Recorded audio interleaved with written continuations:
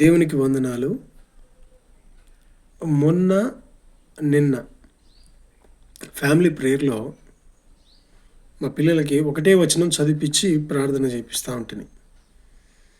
మొన్న అదే వచనం చదివిపిచ్చిన, నిన్న అదే వచనం చదివిపిచ్చిన. కారణం ఏందంటే 26 సంవత్సరాలు, 27 సంవత్సరాల కిందట యేసు ప్రభువుని నేను నా సొంత రక్షకుడిగా అంగీకరించినప్పుడు దైవజనులు సత్యసారథి సార్ గారు నాకు ఈ వాక్యాన్ని చాలాసార్లు చెప్పినారు.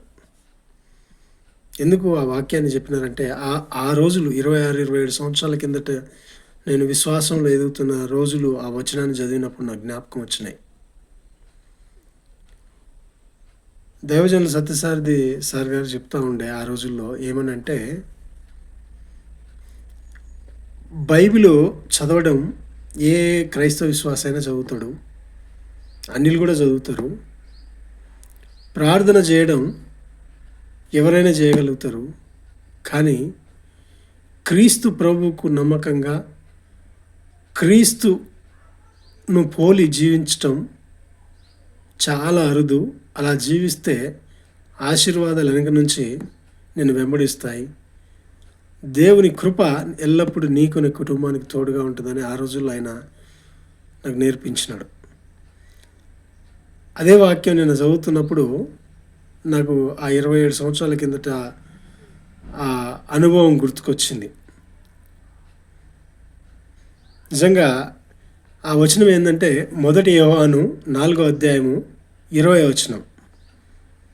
యోహాను సువార్త కాదండి, యోహాను రాసిన మొదటి పత్రిక 4వ అధ్యాయము 20వ వచనం.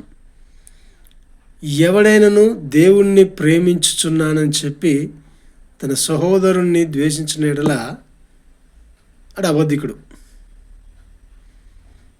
కనిపించే సహోదరుణ్ణి ప్రేమించలేని వాడు కనిపించని దేవుణ్ణి ఎలా ప్రేమించగలడు? అర్థం మళ్ళీ చెప్తున్నా వినండి. ఎవడైనాను నేను దేవుణ్ణి ప్రేమిస్తున్నానని చెప్పి తన సహోదరుని ద్వేషించిన యెడల వాడు అబద్ధికుడు, దేవుని ప్రేమించేవాడు కాదు. ఎందుకంటే దేవుడు ఏం చెప్తున్నాడంటే, కనిపించని సహోదరుని ప్రేమించలేని వాడివి కనిపించని నన్నేం ప్రేమించగలుగుతావు అని చెప్తున్నాడు. నిజంగా ఆ వచనం ఆ రోజుల్లో దైవజనులు నాకు చెప్తా ఉంటే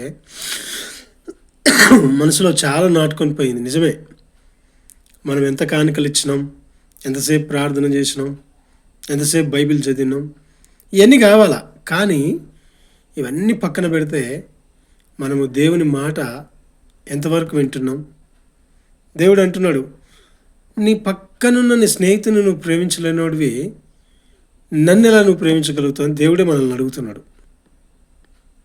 కాబట్టి నువ్వు దేవుని ప్రేమిస్తున్నావు అంటే నీ పక్కనున్న నీ సహోదరుని కూడా నువ్వు ప్రేమించాలి. అట్లా ప్రేమించినట్లయితే నువ్వు దేవుని ప్రేమించేవాడి కాదని దేవుడు చెప్తున్నాడు. దేవుడు ఒకటే మాట అంటున్నాడు, నువ్వు అబద్ధికుడవు అంటున్నాడు.